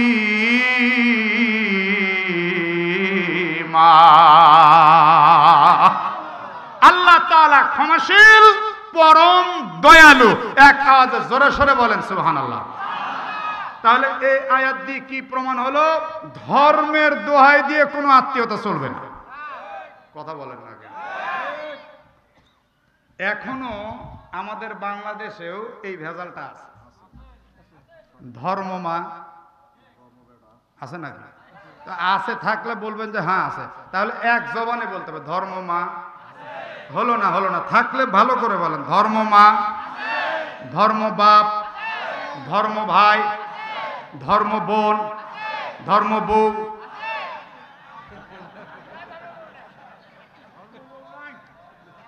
দেখছেন অবস্থা? তাহলে বোঝা গেল ধর্মের দোহাই দিয়ে সবকিছু হয় না। কথা বলেন না কেন? ধর্মের দোহাই দিয়ে সবকিছু হয়? কথা আমি সংক্ষেপ করে দিলাম। এই হযরতে যায়েদ নবীর ঘরে লালন পালন হতে হতে হতে হতে জওয়ান হলেন, বিবাহের বয়স হলো। যায়েদের জীবন আমি পুরাটা বলতে যাব না, মূল আলোচনার ওই নাস্তিকের জবাবটা আমি শুধু আপনাদেরকে দেব। নবীজির চরিত্র খারাপ, নাস্তিক বলছে, মনে আছে না নাই? দেখা যাক কিভাবে খারাপ হলো। আমরা তাফসীর থেকে এদেরকে দাঁত ভাঙ্গা জবাব দিব। এই কথাগুলো যখন আমরা জানবো, পথে ঘাটে আমরা মোকাবেলা করতে পারবো। হযরতে যায়েদ যখন বিবাহের উপযুক্ত হলেন, এখন যার ঘরে সন্তান বড় হয় তার মাথা ব্যথা আছে না নাই? ওইদিকে অনিন্দ সুন্দরী নবীজির আপন ফুফাতো বোন, নাম জয়নব, বাবা মারা গেছে, মা বেঁচে আছে, ভাইয়ের নাম আব্দুল্লাহ। এই জয়নব আব্দুল্লাহ মোটামুটি বড় হয়েছে, জয়নব বিবাহের উপযুক্ত। তো নবী ঘটকের মাধ্যমে খবর পাঠালেন জয়নবের কাছে। ঘটক এসে বলছে, জয়নব, নবীজি তোমার কাছে আমাকে দিয়ে বিয়ের প্রস্তাব পাঠিয়েছেন। জয়নব তো আল্লাহু আকবার বলে লাফ দিয়ে উঠেছে। আব্দুল্লাহ বলছে, আল্লাহু আকবার, নবীর মতো স্বামী পেলে বোন তোর আর চিন্তা কিসের? জয়নব বলে, এতদিনে আমি একটা আশা পূরণ করতে যাচ্ছি, নবী আমার স্বামী হবে, নো টেনশন, দুনিয়াতেও টেনশন নাই, আখিরাতেও টেনশন নাই। যেন উনি আনন্দে আত্মহারা হয়ে গেছেন। ঘটক বলছে, থামো। বলে, কি? বলে, নবীজি তোমাকে বিয়ে করবে না। বলে, কে? নবীর ঘরে লালন পালন হয়েছেন, জায়েদের জন্য বিবাহের প্রস্তাব।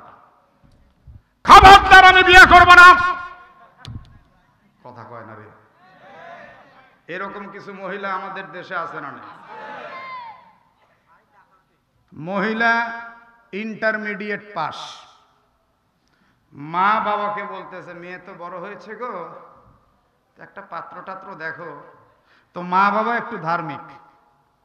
এই যে আজকে এতগুলো ছাত্রর মাথায় পাগড়ি দেওয়া হলো না, এই ছেলেটা এখন মনে করেন পড়াশোনা করতে করতে দাওরা পাস করছে, মুফতি হয়েছে, অথবা কামিল মাস্টার্স এটা ওটা করছে, দাড়ি রাখছে, জুব্বা লাগাইছে, আল্লাহর দ্বীনের রাস্তায় চলে, আল্লাহর জমিনে আল্লাহর দ্বীন কায়েম করতে চায়, একামতে দ্বীনের সৈনিক।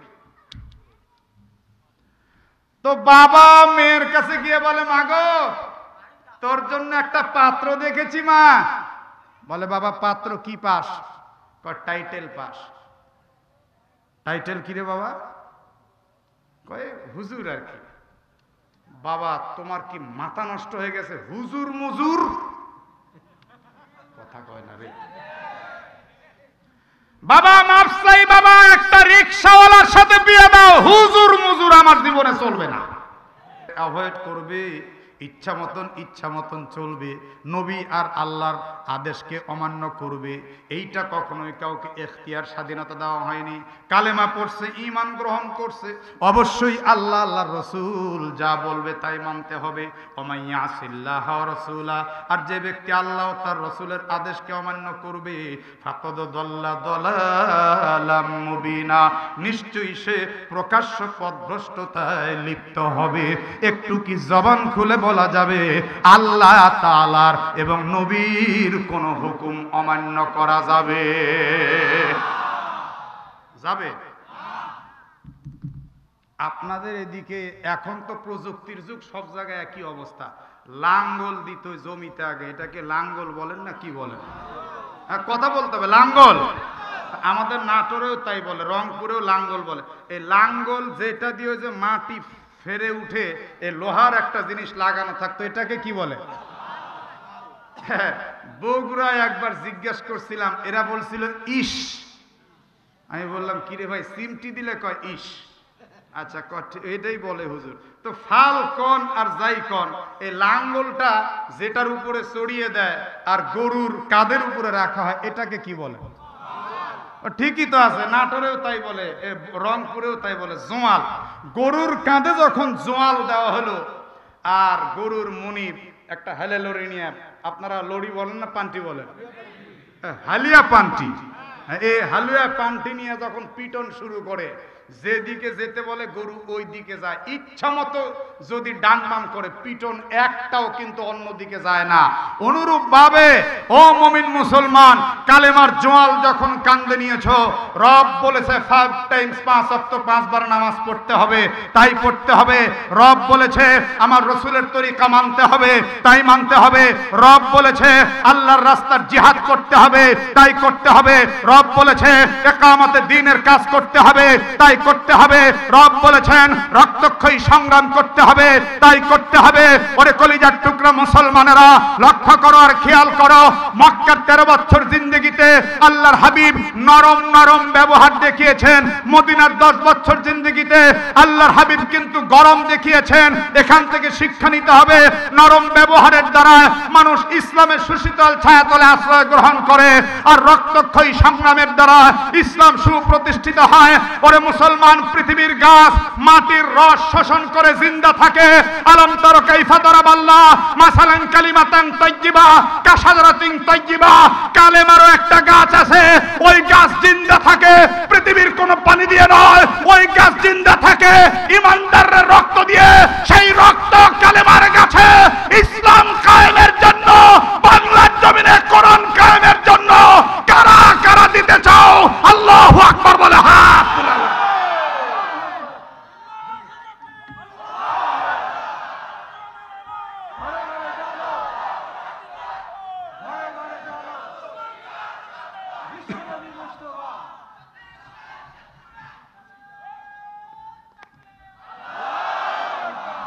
এই কলিজার টুকরা যুবকরা, এখন আর একটা স্লোগান দাও, তন্ত্রমন্ত্রের দিন শেষ, আল কোরআনের বাংলাদেশ। এই পারবেন না? পারবেন না? বস্তা পচার দিন শেষ, আল কোরআনের বাংলাদেশ। তন্ত্রমন্ত্রের দিন শেষ, আল কোরআনের বাংলাদেশ। লাগাও স্লোগান।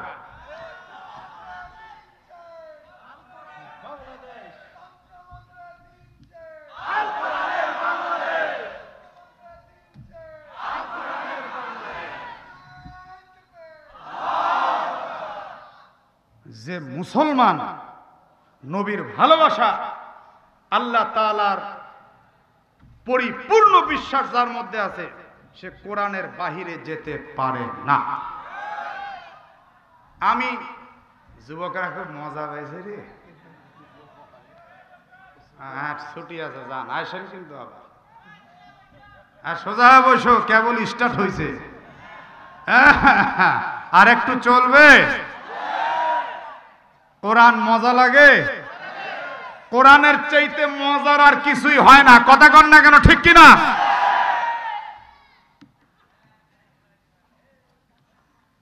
যেভাবে সব বসছে মনে হচ্ছে মাগরিবের পরে। সম্মানিত উপস্থিতি, আমি একদিন একজনকে জিজ্ঞাসা করলাম, ভাইরে কোরআন বিশ্বাস করো? এই শোনো যুবকেরা, এই কলিজার টুকরারা, অল্পতে আমাকে ভালোবেসে ফেলছো বুঝতে পারছি, কিন্তু এখন শোনো, আপনারাই ফতুয়া দেন এই লোকটার ঈমান আছে। যারা করলো না তারা ওই দলের লোক, যারা বললো না তারা ওই দলের লোক। তাই বলেন বলেন ওই লোকটার কি ঈমান আছে? নামাজের জামাত হয়, এক নম্বরেরও কি জামাত হয়? আচ্ছা শোনেন শোনেন শোনেন, আয়াতগুলো আমাকে টানতে দেন আমার ভাইয়েরা, খুব দ্রুত। আরো প্রচুর আয়াত আছে, আমি টেনে শেষ করে দিব, খুব খেয়াল করে শুনুন। আল্লাহর নবী যখন দেখলেন আয়াত নাজিল হয়ে গেছে, জয়নবের কানে এই আওয়াজ গেলেই জয়নব চিৎকার করে বলছে, আব্দুল্লাহ তাড়াতাড়ি নবীর দরবারে যা, আয়াতটা আমার জন্যই নাজিল হয়েছে, নবী আর আল্লাহর আদেশকে আমি অমান্য করতে পারবো না, আমি যায়েদকে বিয়ে করলাম। আমার ভাইয়েরা, আমার বাবারা, হযরত যায়েদ রাদিয়াল্লাহু আনহু আল্লাহর নবীর ঘরে যেহেতু লালন পালন হয়েছিলেন, সেহেতু আল্লাহর নবী বিবাহের মহারণা দিলেন 8টি জিনিস নিজের পক্ষ থেকে জয়নবের জন্য। 8টি মহারণার বিষয়, জোরে বলুন কয়টি? আমি একটা একটা করে বলবো, আপনারা হাতের করে করবেন, এরপরে জিজ্ঞাসা করব কয়টা হলো।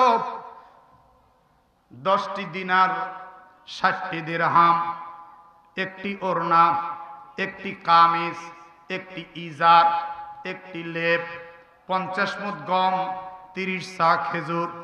কয়টা হলো? আল্লাহর নবী সব দিয়ে বিদায় করে দিলেন। এরপরে তাদের সংসার জীবন শুরু হলো।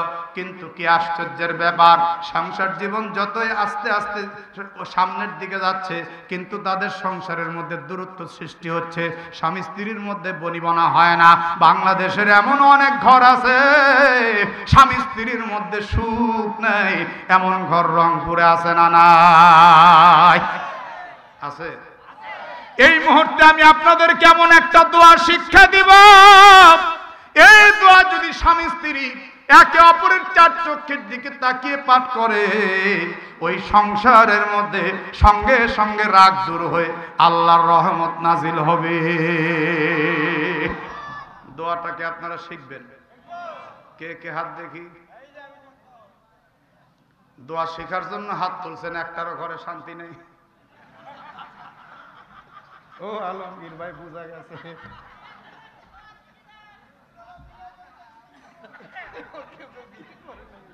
আমার ভাইরা, যেহেতু বলেছি সেহেতু এই দোয়াটা শিখাবো ইনশাআল্লাহ। খুব খেয়াল করে শুনুন, লক্ষ্য করে শুনুন। আল্লাহর নবীকে আল্লাহ রাব্বুল আলামিন আগে জানিয়ে দিলেন, নবীজি শুনুন শুনুন, খেয়াল করে শুনুন। ও নবীজি, আপনাকে আমি জানিয়ে দিচ্ছি, জায়েদ কিন্তু জয়নবকে তালাক দিবে। জয়নবকে যখন জায়েদ তালাক দিবে, তখন কিন্তু 3টা পিরিয়ড পার হয়ে গেলে জয়নবকে আপনার বিয়ে করতে হবে। জায়েদ কিন্তু তালাক দিবে নবীজি। আল্লাহর নবী চিন্তা করলেন, আল্লাহ যা আদেশ করবেন তাই তো আমার শুনতে হবে, আল্লাহর আদেশ তো অমান্য করা যাবে না। আল্লাহ রাব্বুল আলামিনের আদেশ মোতাবেক আমার পালক পুত্র তার স্ত্রী জয়নবকে যদি আমি বিয়ে করি, এলাকার লোকজন কি বলবে? সামাজিকতার একটা ব্যাপার আছে। আপনার সন্তান দুর্ঘটনা ঘটাইছে কোন জায়গায়, আপনি এসে আপনার স্ত্রীকে বলেন, তোর সন্তানের অকারেন্সের কারণে আমি এলাকায় মুখ দেখাতে পারি না। সামাজিকতার একটা ভয় আছে না নাই? নবীর মধ্যেও সামাজিকতার ভয় ঢুকছে। নবী আমার চুপচাপ। একদিন জায়েদ এসে বলছেন, ইয়া রাসূলুল্লাহ, আমি জয়নবকে তালাক দিব। নবী বলে, না না, তালাক দিও না, তাকে রাখো। সুবহানাল্লাহ বলেন। আল্লাহ তাআলা আয়াত নাজিল করে দিলেন সূরাতুল আহজাব আয়াত নম্বর 37, ওয়া ইয তাকুলু লিল্লাযী আন'আমা আল্লাহু আলাইহি ওয়া আন'আমতা আলাইহি আমসিক আলাইকা যাওজাকা ওয়াত্তাকিল্লাহা ওয়া তুখফি ফি নাফসিকা মা আল্লাহু মুবদীহি ওয়া তাখশান নাস ওয়াল্লাহু আহাক্কু আন তাখশা ফালাম্মা ক্বাদা যায়দুম মিনহা ওয়াতারান যাওয়াজনাকাহা লিকাইলা ইয়াকুনা আলাল মুমিনিনা হারাজুন ফি আজওয়াজি আদইয়াইহিম ইযা ক্বাদা মিনহুন্না ওয়াতারা ওয়া কানা আমরুল্লাহি মাফউলা।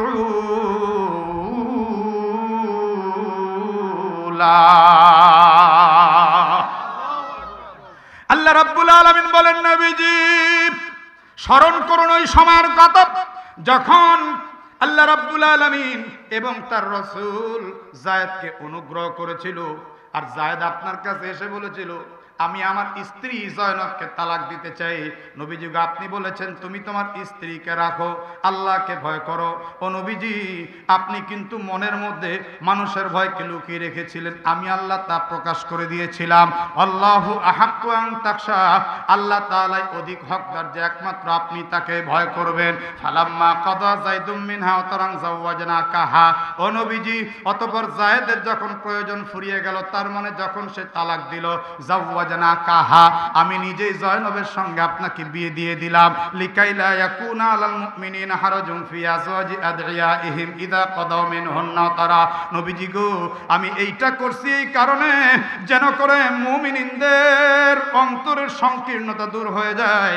পোষ্যপুত্রের স্ত্রী দেখে বিয়ের ব্যাপারে যখন পোষ্যপুত্র তাদের স্ত্রীকে তালাক দেয়, এই তালাক প্রাপ্ত স্ত্রীকে বিয়ে করতে কোনো দোষ নাই। এই সংকীর্ণতা যেন মুমিনদের কাছ থেকে দূর হয়ে যায়। ওয়া কানা আমরুল্লাহি মাফউলা, আল্লাহ তাআলা যা বাস্তবায়ন করতে চান সেটা বাস্তবায়ন হবে।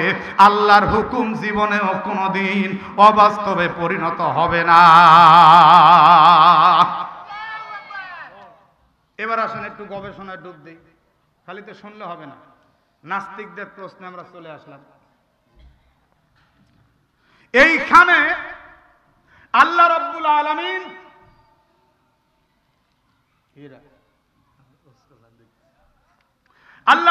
আলামিন হযরতে জায়েদকে নবীর ঘরে আনলেন।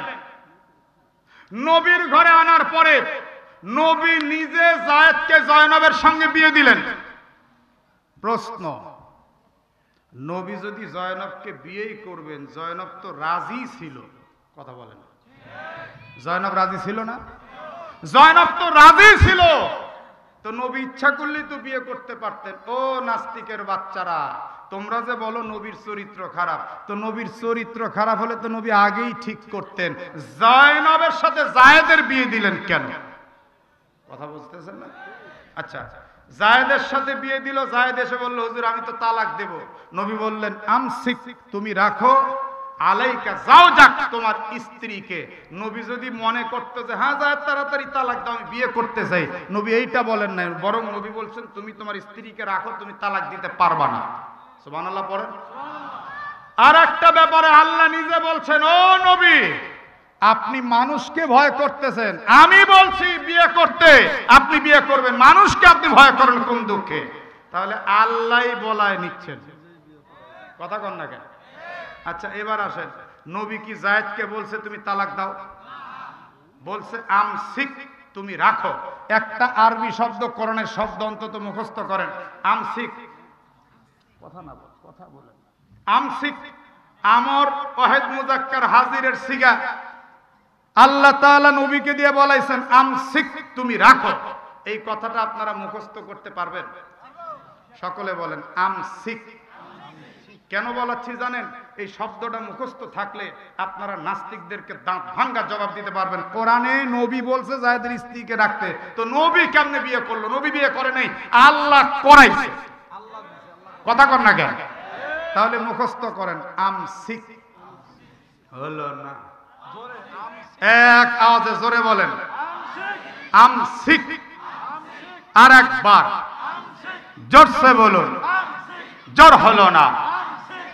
এতগুলো পুরুষের এই আওয়াজ মহিলারা শুনলে বলবো হুজুর আমাদেরকে খালি দিয়ে দেখেন।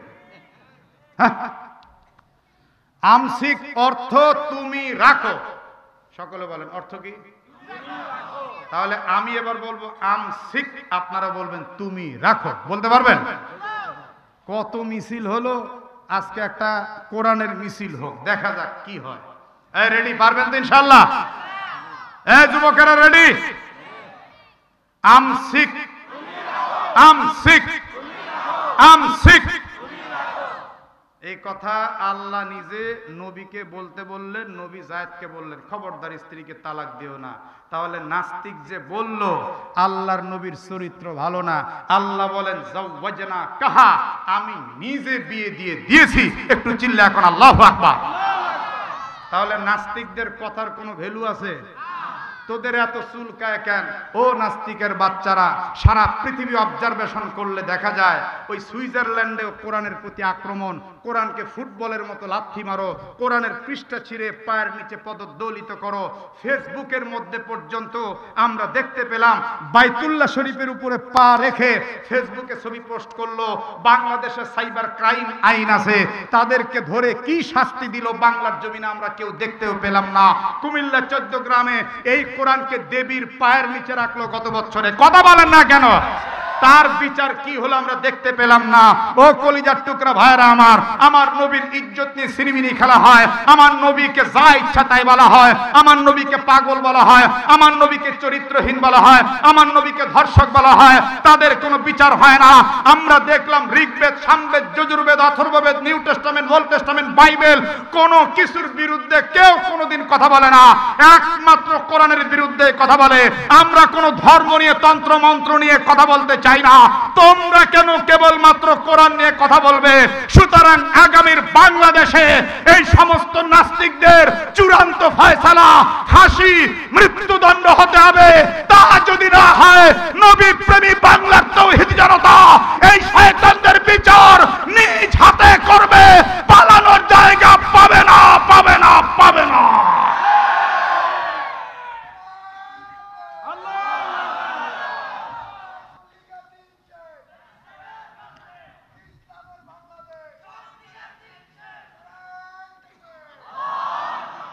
প্রিয় ভাইরা আমার, এবার শুনুন, আল্লাহর নবীর সঙ্গে হযরতে জয়নবের বিয়ে হয়ে গেল।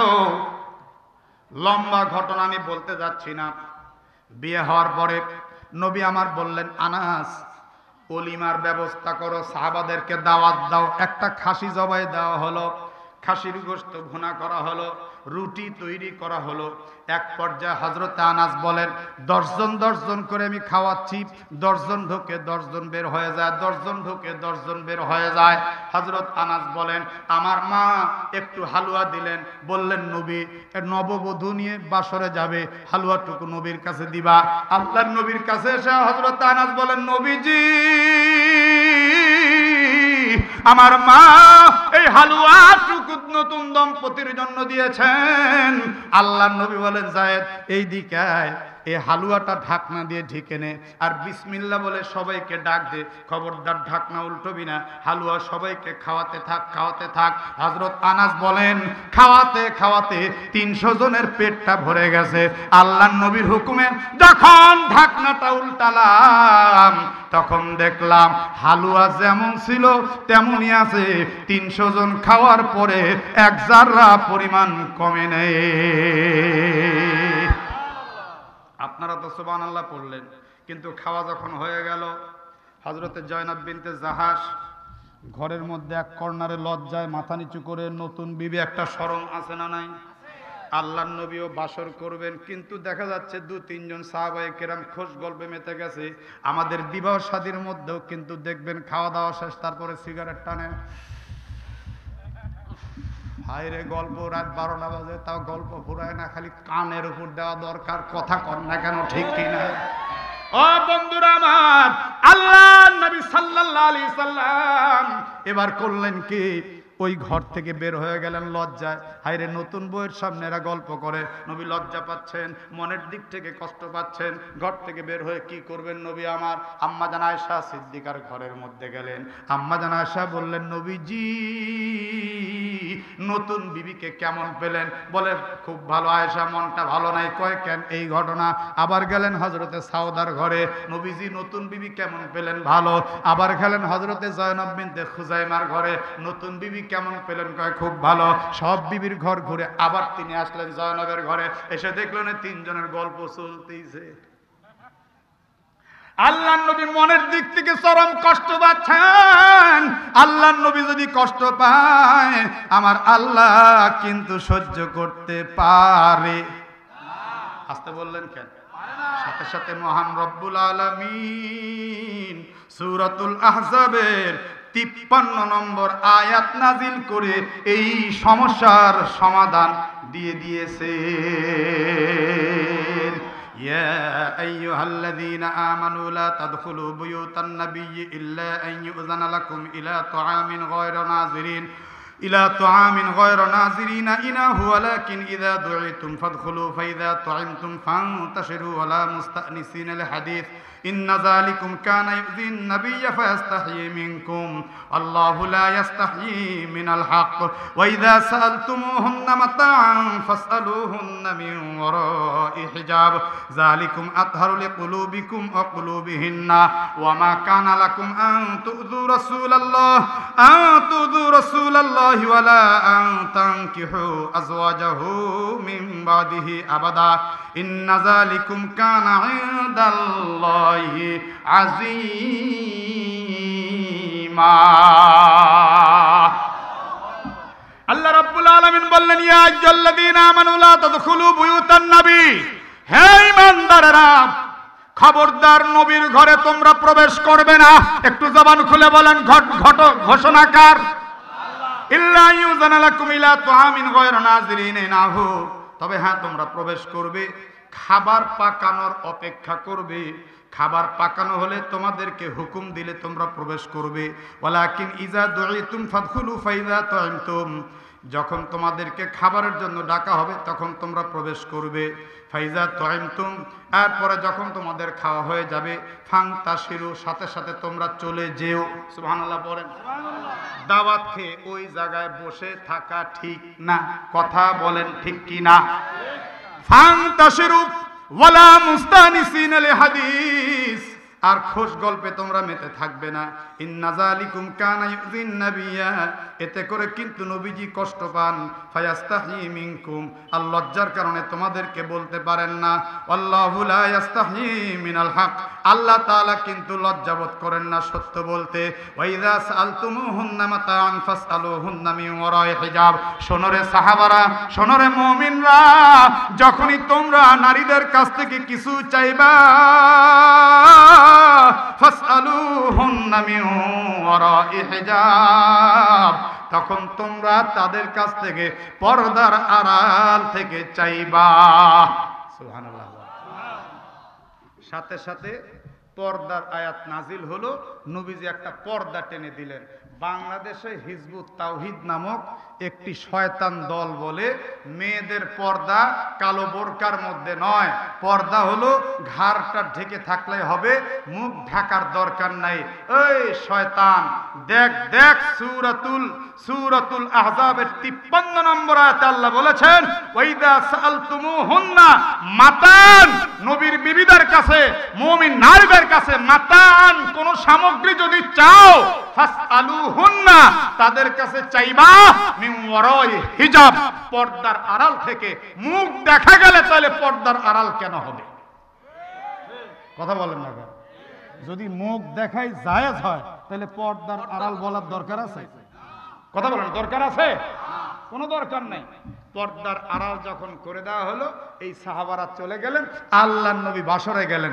যাওয়ার পরে হযরতে জয়নব মিঠা মিঠা কথা বলতে বলতে বলছে, হুজুর আপনার অন্যান্য বিবিদের চাইতে আমি 4টা বিষয়ে খুব গর্ব করে বলতে পারি।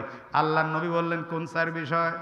বলে, হুজুর 1 নম্বর বিষয়, আপনার অন্যান্য বিবিরা তারা কিন্তু তাদের গার্ডিয়ান তাদেরকে বিয়ে দিয়েছে, আমাকে কিন্তু আমার গার্ডিয়ান বিয়ে দেয়নি, বরং আল্লাহ তাআলা সপ্ত আসমানের উপরে নিজে গার্ডিয়ান হয়ে আমাকে অভিভাবকের ভূমিকায় বিয়ের ব্যবস্থা করে দিয়েছেন। নবী আমার মুস্কি হাসতে হাসতে বললেন, জয়নব 2 নাম্বার কোন বিষয়ে তুমি গর্ব করতে পারো?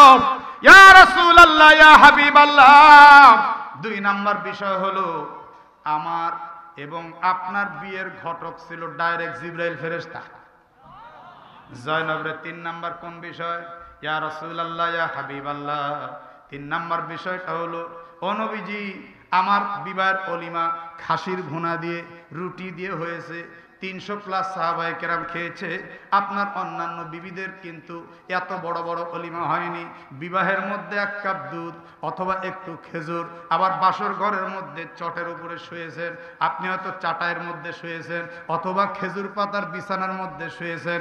হযরতে জয়নব আল্লাহর নবীর দিকে তাকিয়ে দেখলেন, নবীজির চোখ দিয়ে পানি দর দর দর দর করে ঝরে পড়ছে। হযরতে জয়নব বললেন, নবী গো, আমি কিন্তু আপনাকে কষ্ট দেওয়ার জন্য বলি নাই। আল্লাহর নবী বললেন, জয়নব তুমি তো আমাকে কষ্ট দাও নাই। জয়নব, তোমার কথা আমার সেই পুরনো দিনের কথাগুলো মনে পড়ে গেল।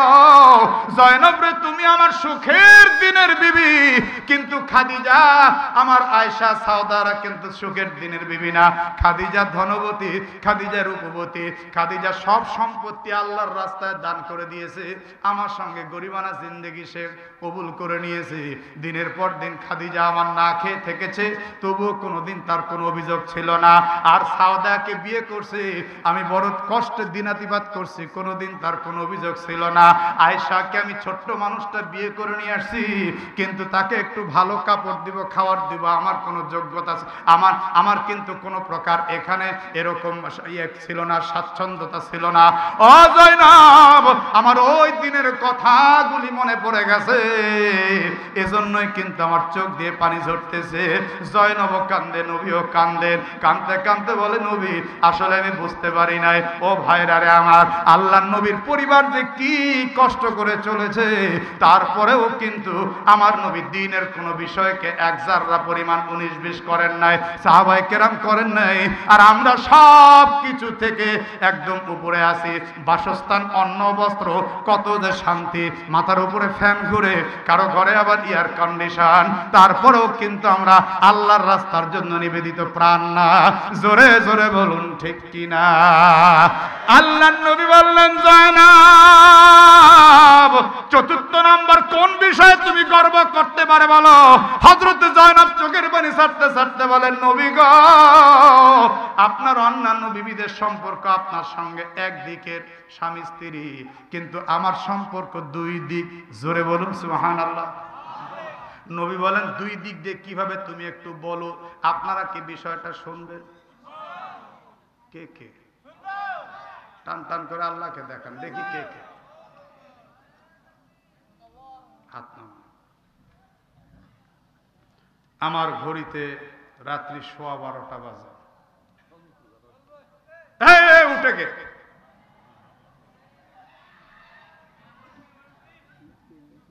একটা লোক নড়তে পারবেন না। এই আল্লাহ এবং নবীর মাঝখানে জিবরাইলকে আল্লাহ সেট করলেন কেন? প্রথম প্রশ্ন মনে আছে না নাই? এরপরে স্বামী স্ত্রীর মোহাব্বতের দোয়া মনে আছে না নাই? এরপরে হযরতে জয়নব নবীর সঙ্গে দুই দিকের কি সম্পর্ক, সবগুলা কি শুনবেন? জি, দূরে যাবে। সবগুলো কি শুনবেন? তাহলে আমি বলার আগে এই মাদ্রাসা, এই একটা লোক উঠবে না, এই বাচ্চা বসো বসো। শোনেন, আমার আগে কালেকশন হয়ে গেছে, আমি কালেকশন ভালো করতে পারি না, এই অভ্যাসও আমার নাই। না না, আমি কালেকশন না, শোনেন শোনেন, আমার যুবকেরা মতওয়ারা হয়ে গেছে রে। আর সবগুলার জামা কি একরকম নাকি রে? মাশাআল্লাহ। এই শোনেন শোনেন, আমি কালেকশনের জন্য বলছি না, আমি বলছি আপনারা যখন যাবেন, যাওয়ার সময় যদি মনে হয় এখানে একটা বিল্ডিং হবে, কোরআনের বাড়ি হবে, কথা বুঝতে পেরেছেন?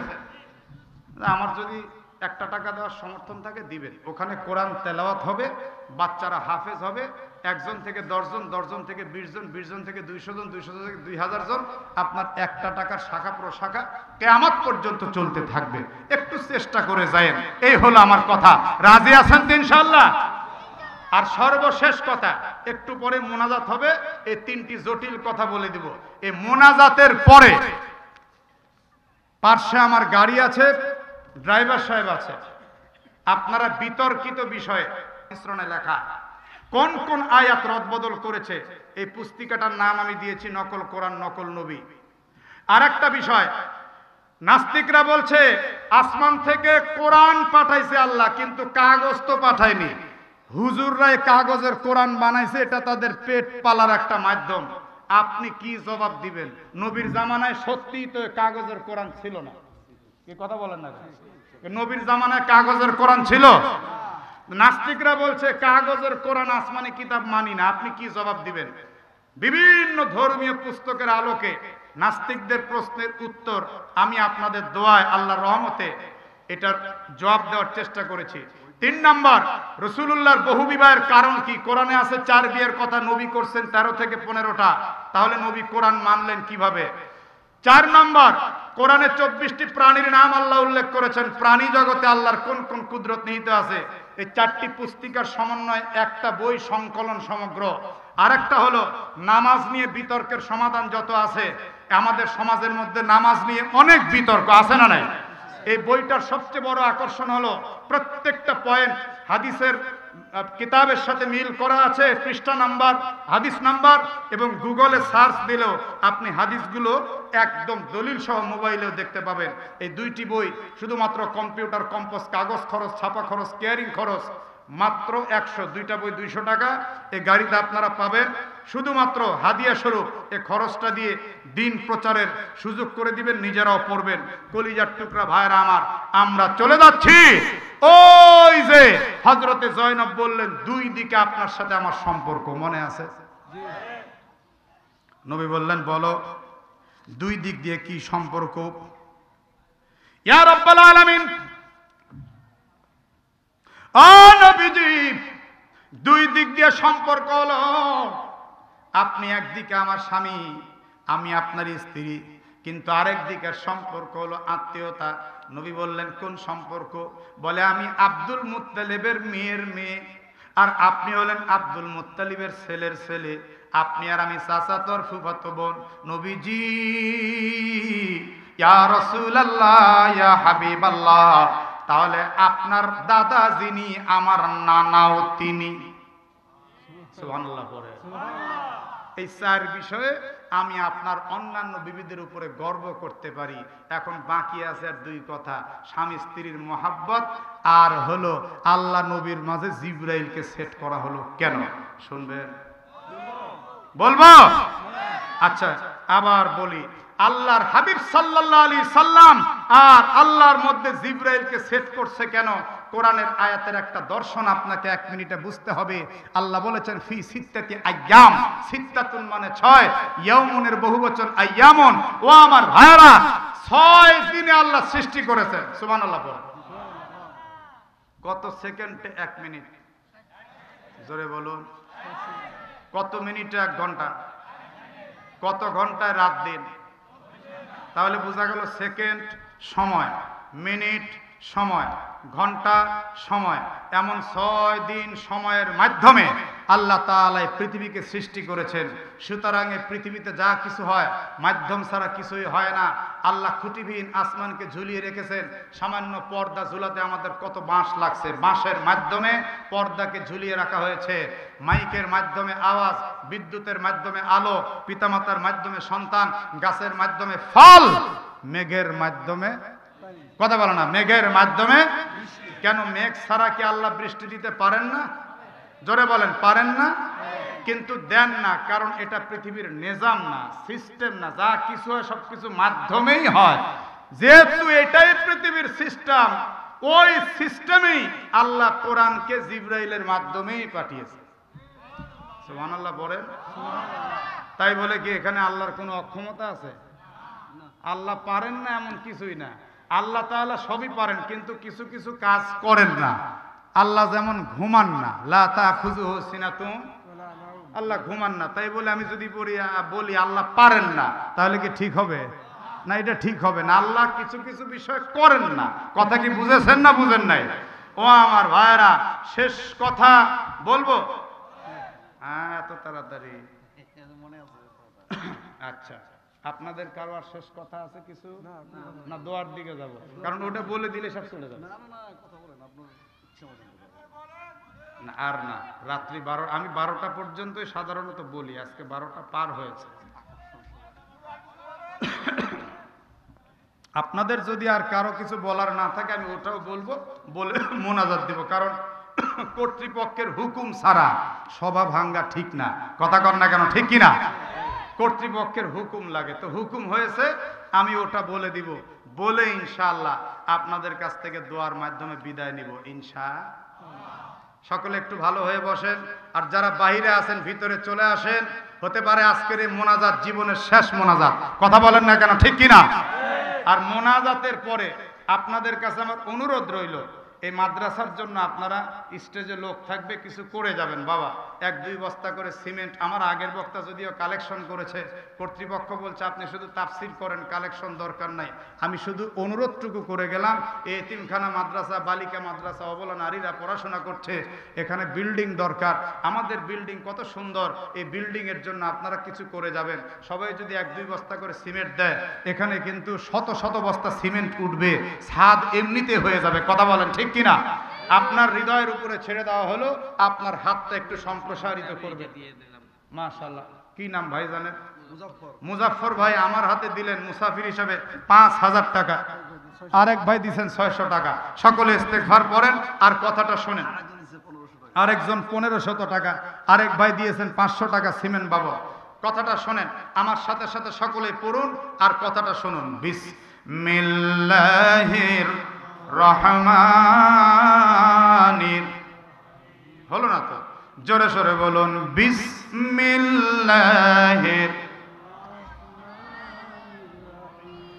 এই বিসমিল্লাহ শরীফ যদি স্বামী স্ত্রী একে অপরের চোখের দিকে তাকিয়ে পড়ে, আল্লাহ চাহে তো স্বামী স্ত্রীর উপরে রহমত নাজিল হবে এবং তাদের রাগ একদম মিটে যাবে।